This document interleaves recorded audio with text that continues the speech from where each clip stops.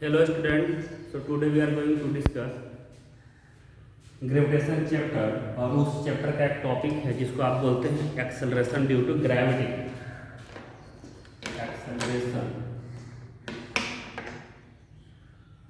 Acceleration due to gravity, ये आप पढ़ेंगे। इसके पहले वाले वीडियो में हमने न्यूटन्स लॉ ऑफ ग्रेविटेशन के बारे में बता दिया था, वो आप वीडियो एक बार देख लेंगे तो ये बहुत ही अच्छे से समझ में आएगा। सो आज का टॉपिक है acceleration due to gravity. So basically एक बार न्यूटन्स लॉ ऑफ ग्रेविटेशन आप देख लेंगे, और ये टॉपिक मैंने न्यूटन्स लॉ ऑफ ग्रेविटेशन पिछले वाले वीडियो में करा रखा था, तो आप वो देख लेंगे, लेकिन मैं एक बार रिकैप करवा देता हूँ। So Newton's law of gravitation,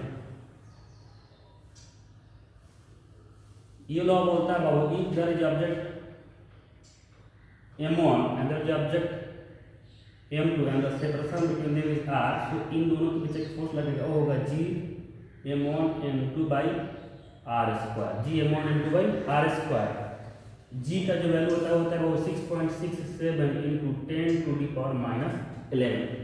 सो ये हमने पढ़ा रखा है आपको, पिछले वाला वीडियो आप देख लेंगे, आपको समझ में आ जाएगा। आज का टॉपिक है एक्सेलरेशन ड्यू टू ग्रेविटी। आज का टॉपिक है एक्सेलरेशन ड्यू टू ग्रेविटी। तो इस टॉपिक का मतलब समझते हैं। एक्सेलरेशन ड्यू टू ग्रेविटी, दो चीजें मिली हैं। एक तो एक्सेलरेशन वर्ड से मिलकर के बना एक्सेलरेशन प्लस ग्रेविटी, दो चीजें हैं इसमें। ग्रेविटी बोले तो ग्रेविटेशन भी आप यूज कर सकते हैं, ग्रेविटेशन। सो दो टॉपिक है, एक तो है आपका एक्सेलरेशन और दूसरा है आपका ग्रेविटी। सो एक्सेलरेशन का मतलब क्या समझते हैं? Change in speed, change in speed, यानी कि जहां पर भी स्पीड चेंज हुआ है वहां पर एक्सेलरेशन आया हुआ है। ग्रेविटी का मतलब क्या होता है? ग्रेविटी का मतलब होता है ग्रेविटेशन, यानी ग्रेविटेशनल फोर्स भी बोल सकते हैं। Gravitational force, clear? Means acceleration due to gravity, क्या मतलब है इसका? Acceleration means your speed is changing, the speed of the object is changing due to what? Gravity. Gravity means gravitational force, means speed of the object is changing due to gravitational force. That's why this topic is said to be acceleration due to gravity.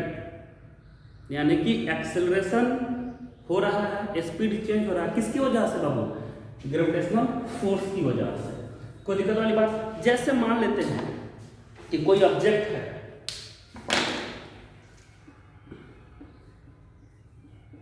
Object है, ये दो motion कर सकता है। एक तो upward motion कर सकता है, अपवर्ड मोशन करेगा। कोई दूसरा ऑब्जेक्ट है, मान लीजिए ये कौन सा मोशन करेगा? डाउनवर्ड मोशन करेगा, डाउनवर्ड मोशन करेगा। सो अब देखिए, कोई ऑब्जेक्ट अपवर्ड मोशन कर रहा है, तो जैसे जैसे ऊपर जाता है इसका स्पीड डिक्रीज करता है, यानी during upward motion speed decreases, speed decreases, ये आपको पता है। And during downward motion speed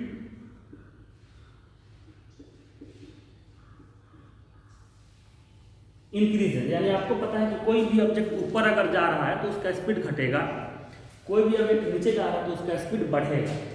तो ये बताइए, जो लिखा है मैंने, ये अपवर्ड मोशन, डाउनवर्ड मोशन में स्पीड इंक्रीज होगा एंड अपवर्ड मोशन में स्पीड क्या होगा? डिक्रीज होगा। तो मैंने लिखा था कि स्पीड चेंज अगर हो रहा है तो उसी को एक्सेलरेशन बोलेंगे। और चेंज से आप क्या समझते हैं? इंक्रीज या डिक्रीज। कहीं भी स्पीड चेंज हुआ है, चेंज होने का मतलब कि कहीं पर भी स्पीड अगर घटा है या कहीं पर भी स्पीड अगर बढ़ा है तो उसको बोलेंगे चेंज इन स्पीड। और जहां पर भी चेंज इन स्पीड होगा वहां पर एक्सेलरेशन आएगा। और एक्सेलरेशन कहां पर आता है बाबू? जहां पर कोई फोर्स लगता है, क्योंकि आपने पढ़ा था Newton second law, F = ma, यानी कि अगर फोर्स लगेगा तो एक्सेलरेशन होगा। अगर F 0 है तो एक्सेलरेशन 0 होगा, अगर F नॉन जीरो है तो एक्सेलरेशन भी नॉन जीरो होगा। यानी कि अगर एक्सेलरेशन आप चाहते हैं कि हो तो आपको फोर्स अप्लाई करना पड़ेगा। अगर आप चाहते हैं कि वेलोसिटी चेंज हो, अगर आप चाहते हैं कि वेलोसिटी चेंज हो तो यानी एक्सेलरेशन आएगा, वहाँ एक्सेलरेशन कहाँ आएगा, जहाँ पर फोर्स लगेगा। तो यहाँ पर आप किसी भी ऑब्जेक्ट को ऊपर फेंकते हैं यानी कि अपवर्ड मोशन हो गया, अगर नीचे छोड़ते हैं तो डाउनवर्ड मोशन हो गया। दोनों के केस में स्पीड चेंज हो रहा है, अपवर्ड के केस में घट रहा है, डाउनवर्ड केस में बढ़ रहा है। इसका मतलब यहाँ पर एक्सेलरेशन हो रहा है। एक्सेलरेशन का मतलब यानी कि कोई ऑब्जेक्ट इस पे फोर्स अप्लाई कर रहा है, नीचे जा रहा है तब भी फोर्स अप्लाई कर रहा है, ऊपर जा रहा है तब भी फोर्स अप्लाई कर रहा है, तभी तो इसमें एक्सेलरेशन हो रहा है बाबू, यानी स्पीड चेंज हो रहा है। तो कौन अप्लाई कर रहा है? तो बाबू ग्रेविटेशनल फोर्स, यानी कि this force, gravitational force is responsible for the change in speed during upward motion और ड्यूरिंग डाउनवर्ड मोशन, एंड इसी को बोलते हैं हम एक्सेलरेशन ड्यू टू ग्रेविटी। अब हमें ये ध्यान देना है कि एक्सेलरेशन हो रहा है तो उसका वैल्यू कितना होगा, अपवर्ड में कितना होगा, डाउनवर्ड में कितना होगा, वो देखना है। तो ये लिख लीजिए, फिर करते हैं।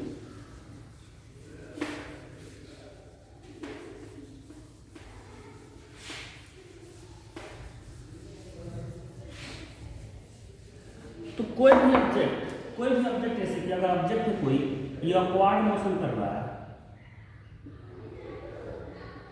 अपवर्ड मोशन कर रहा है, या कोई ऑब्जेक्ट है ये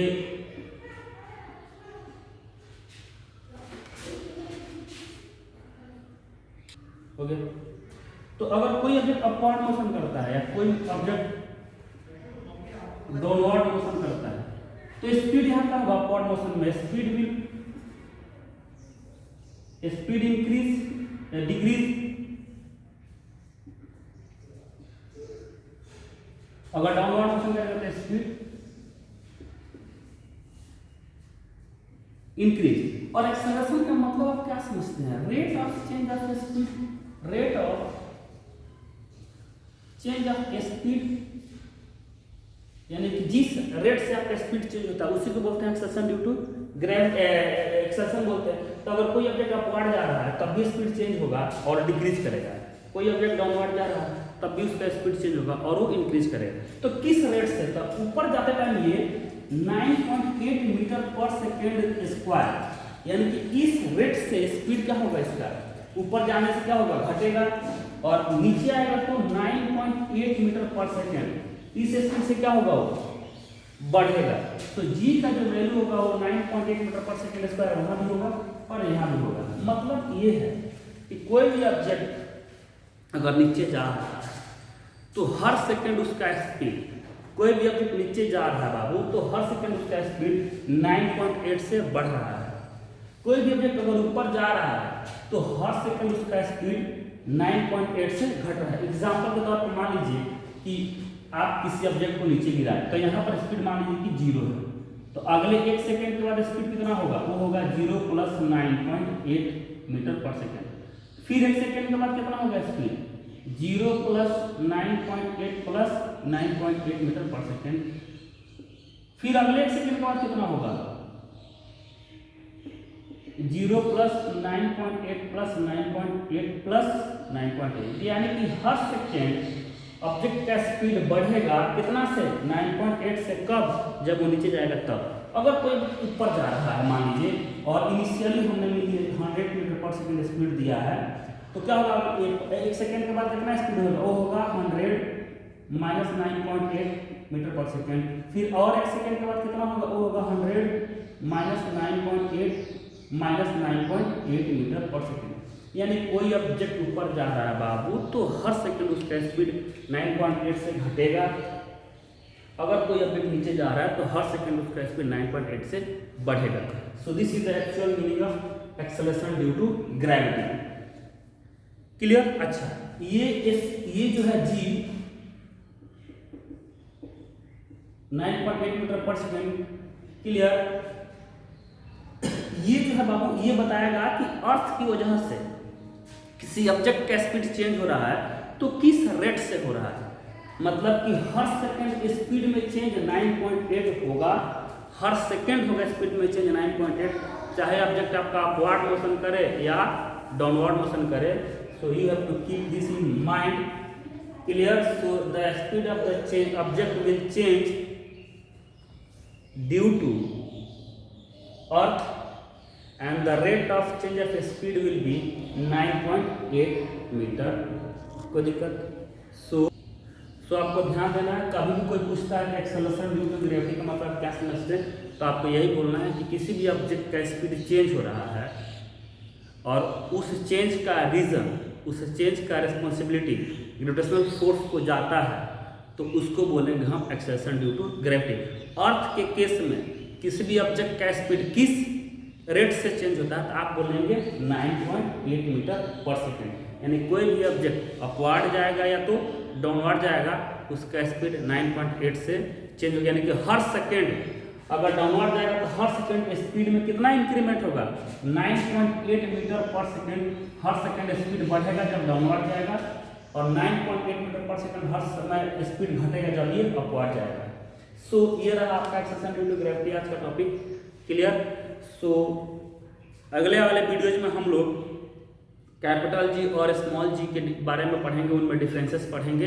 बहुत से बच्चे कंफ्यूज जाते हैं कि कैपिटल जी क्या है और स्मॉल जी क्या है। तो अगला वीडियो, कल का वीडियो उस पर आने वाला है, और इस वीडियोज़ को देख के समझे। कोई भी डाउट होता है तो कमेंट सेक्शन में पूछे, and please like the video, share the video, and also subscribe the channel. So bye, take care, have a nice day.